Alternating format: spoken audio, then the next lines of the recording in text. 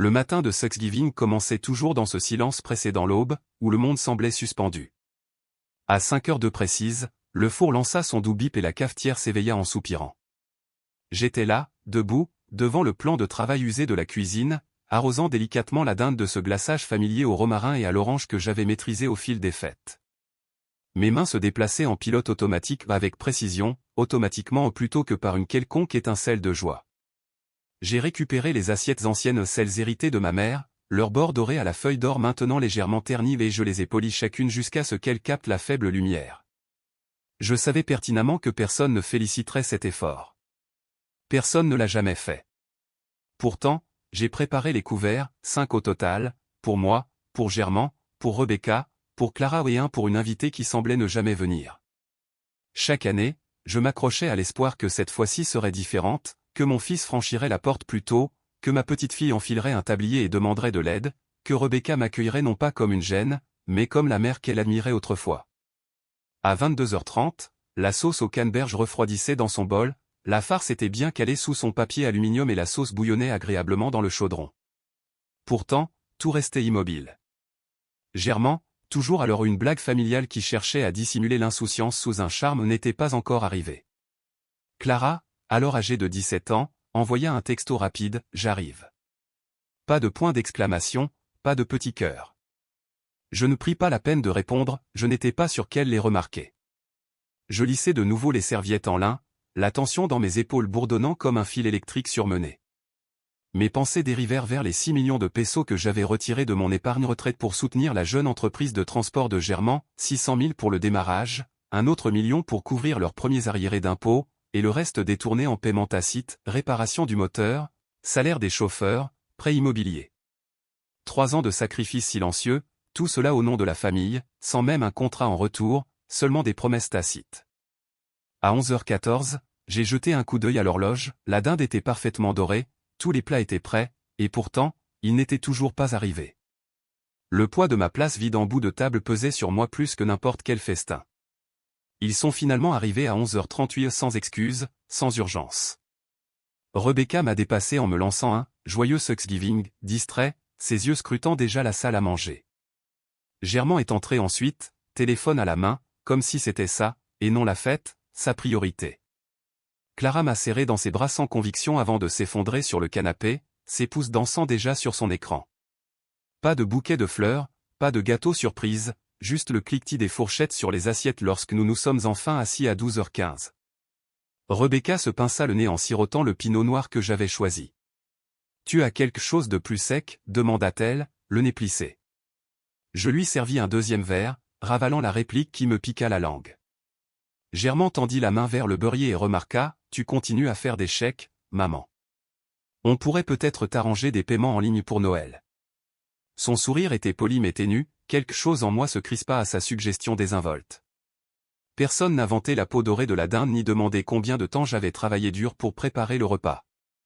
Clara a photographié son assiette pour Instagram, le doigt posé sur « Publier » et a fait circuler les accompagnements comme dans un restaurant d'hôtel.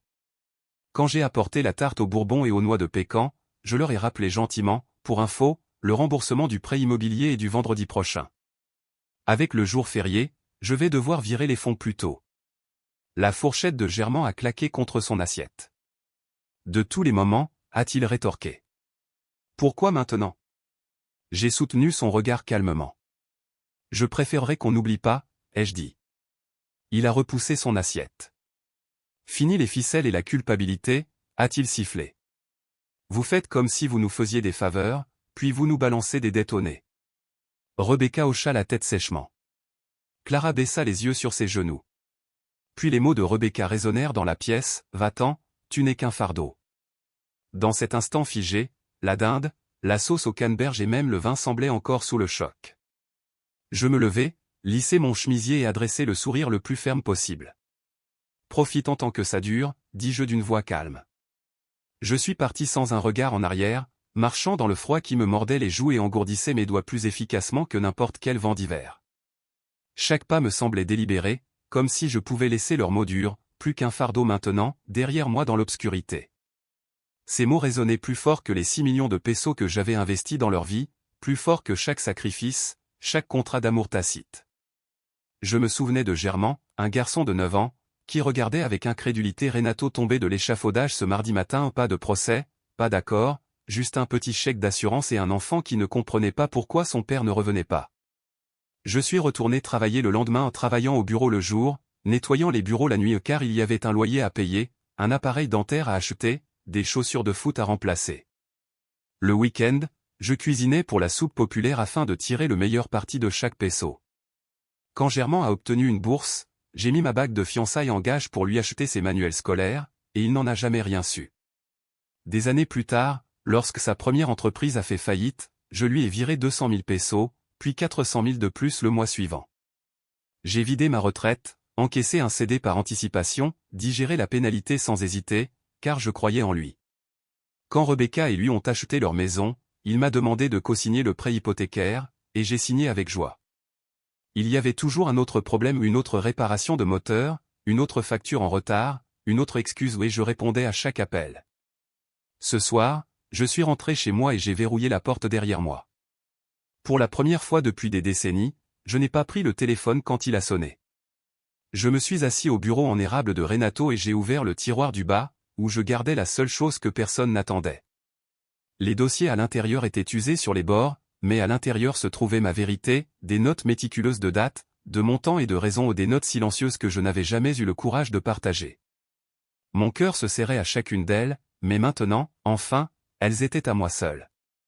Chaque virement était enregistré de mon écriture élégante et précise, 100 000 pesos en mars pour les salaires manquants, puis 240 000 pesos en avril pour l'opération dentaire urgente de Rebecca. À côté de chaque montant, j'avais épinglé des confirmations de mails imprimés et même retranscrit des messages vocaux, de la voix douce et hésitante de Germain, « Maman, si tu pouvais encore nous aider ce mois-ci. » Je les ai tous conservés, un registre silencieux d'obligations et d'amour. Par routine plutôt que par malveillance, je me suis connecté aux archives de la banque et j'ai comparé chaque retrait à mes propres relevés. Ensuite, j'ai ouvert une enveloppe jaunie contenant les statuts originaux de l'entreprise de Germain. Mon nom y figurait en gras, à côté du sien, 51% et 49% respectivement. Aucun document ultérieur n'existait pour transférer cette participation majoritaire, ni contrat de vente, ni modification juridique. Au Yucatan, ce simple fait faisait de moi l'actionnaire majoritaire. J'avais signé des chèques et payé des impôts pendant des années, et pourtant, ils pensaient tous que j'avais renoncé au contrôle parce que je m'étais discrètement retiré des réunions trimestrielles. Ils ont confondu mon silence avec une capitulation. Enfilant mes lunettes de lecture, j'ai parcouru mes contacts jusqu'à trouver le numéro que je n'avais pas composé depuis 6 ans, Gracila Torres. Gracila, une femme de peu de mots et au sourire encore plus rare, avait un jour réglé mon litige de titre après la mort de Renato. Elle offrait rarement du réconfort, mais obtenait toujours des résultats. Mes doigts plus sûrs que prévu, je l'ai appelée à son bureau de Mérida. Gracila, c'est Elvira Quintero, dis-je. J'ai besoin que tu m'aides à verrouiller des portes qui n'auraient jamais dû rester ouvertes. Sans demander plus de détails, elle répondit, sois là demain à 10 heures. Apporte tous tes documents. Raccrochant, je me retournai vers la pile de dossiers qui s'accumulait et qui me donnait soudain l'impression d'être des munitions. Son bureau était tel que je m'en souvenais, des murs gris glacés, dépourvus de photos de famille, une tête d'élan surplombant son bureau, ses bois tombant poliment. Elle ne m'a offert aucune politesse tandis que je disposais dossier après dossier, courriels imprimés, documents d'intégration signés, transcriptions de messages vocaux. Gracila les feuilletait avec une efficacité clinique, hochant la tête une fois, puis 2 fois. Je veux sortir, dis-je simplement. Elle consulta le contrat initial. Vous détenez toujours la majorité des actions. Vous pouvez geler les opérations, saisir les actifs, voire dissoudre l'entreprise. Juridiquement, ils sont locataires d'une maison dont vous êtes propriétaire. Un sourire s'est lentement dessiné sur mon visage. Alors, changeons les serrures. À midi, j'avais rédigé des avis d'intention de geler tous les comptes d'entreprise en attendant un audit judiciaire. J'ai envoyé une mise en demeure à l'émetteur de la carte de crédit professionnelle. À 13h30, j'étais de retour chez moi et je passais aux étapes suivantes. Je me suis connecté à mon portail bancaire personnel et j'ai annulé le paiement automatique de mon prêt hypothécaire que je couvrais depuis 36 mois sans accuser de réception. J'ai ensuite appelé Luz Gazaga pour demander que mon nom soit retiré de tous les comptes liés. Le représentant a hésité lorsque j'ai refusé de fournir les coordonnées de Germain. Nouveau propriétaire, nouvelle responsabilité. En milieu d'après-midi, j'ai envoyé un courriel à la banque qui gérait notre fonds d'urgence commun, leur demandant de n'honorer aucun retrait sans ma double signature. À 16h07, mon téléphone a vibré. « Allemand, qu'est-ce que tu fous ?» J'ai regardé le message avant de répondre, « Toujours ton fardeau, mais beaucoup plus léger. » 10 minutes plus tard, j'entendis sa voix sur ma messagerie, « Prêt immobilier en souffrance, compte bloqué, audit en cours. » Je laissai sonner.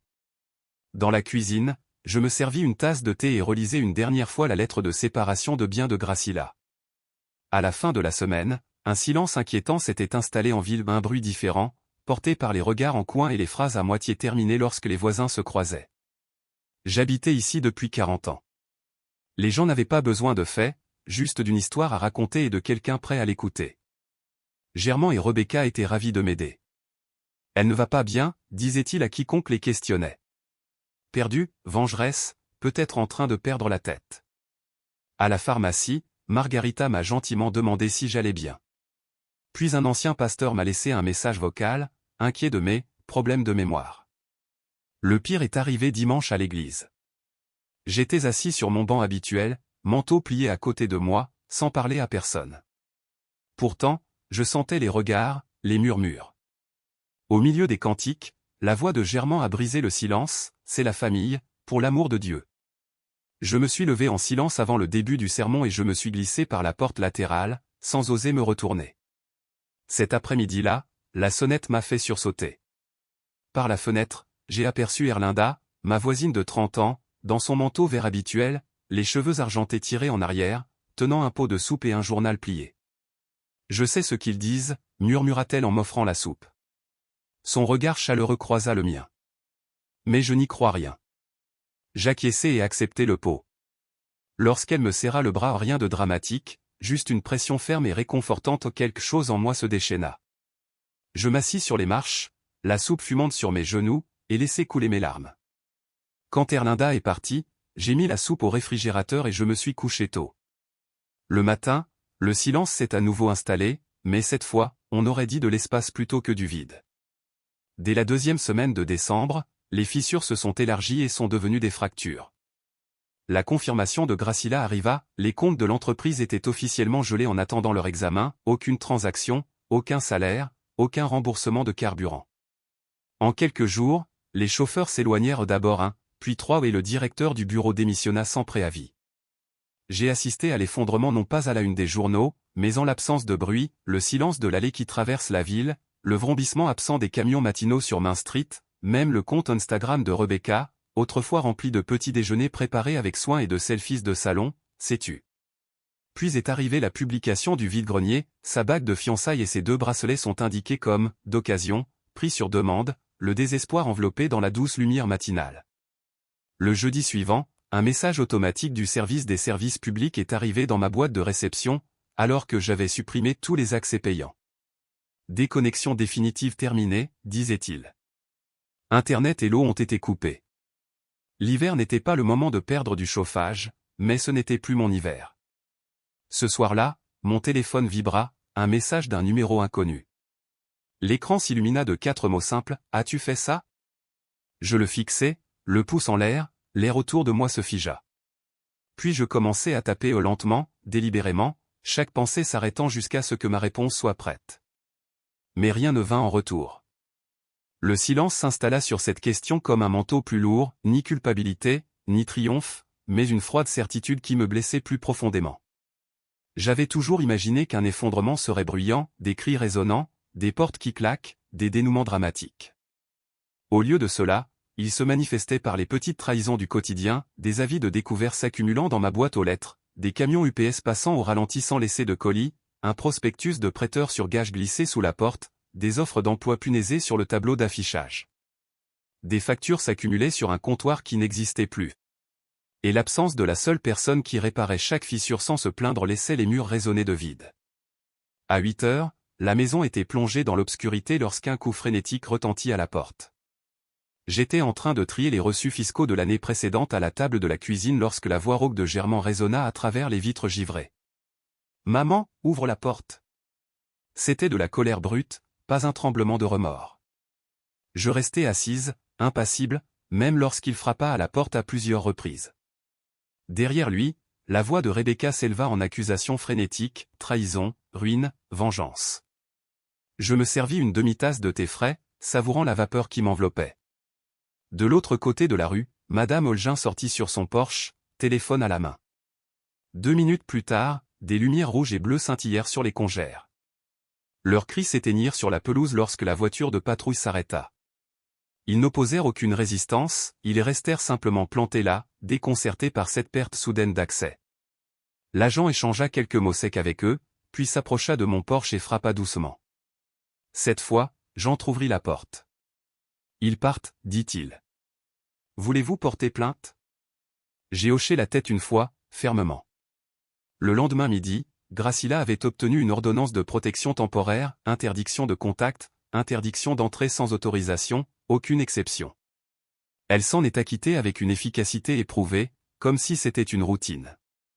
Le soir même, un courriel de Rebecca arriva. Objet, êtes-vous fier de vous? À l'intérieur, une dernière pique, vous nous avez ruinés. J'ai fermé l'onglet sans répondre. Ma réponse serait concrète plutôt que verbale. Je me suis connecté à mon compte épargne.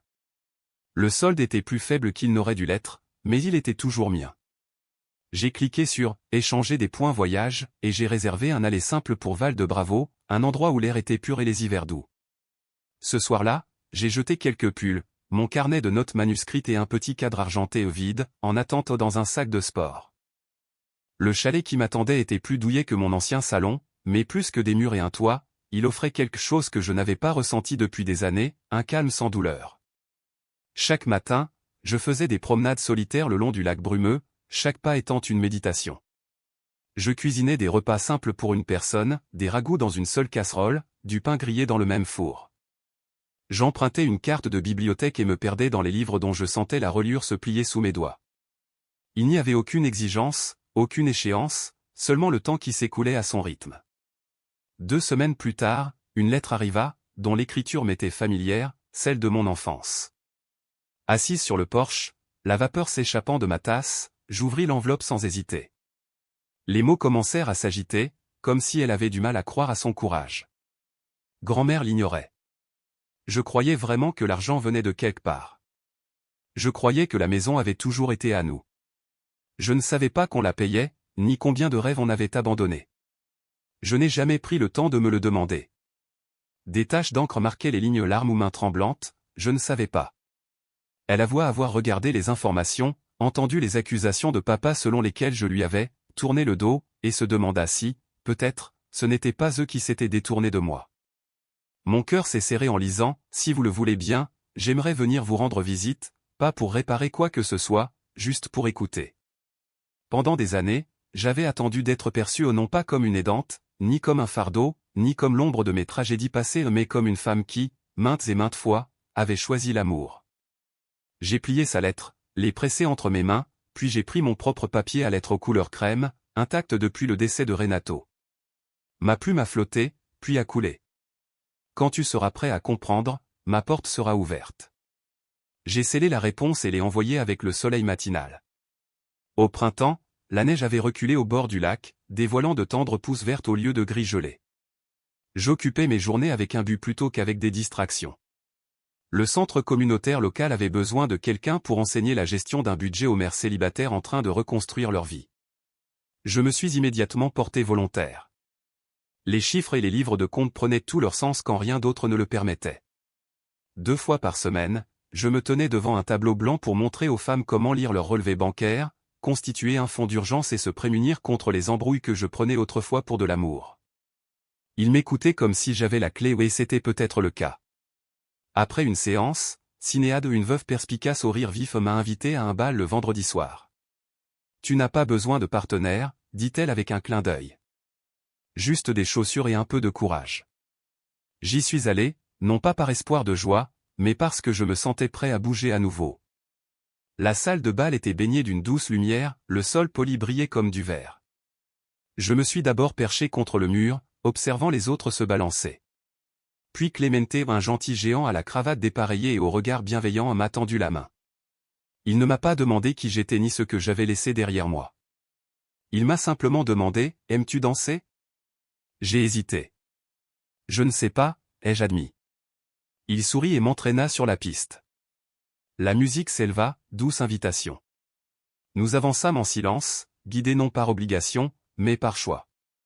Et à ce moment-là, après des décennies de silence, j'ai laissé quelqu'un d'autre me guider.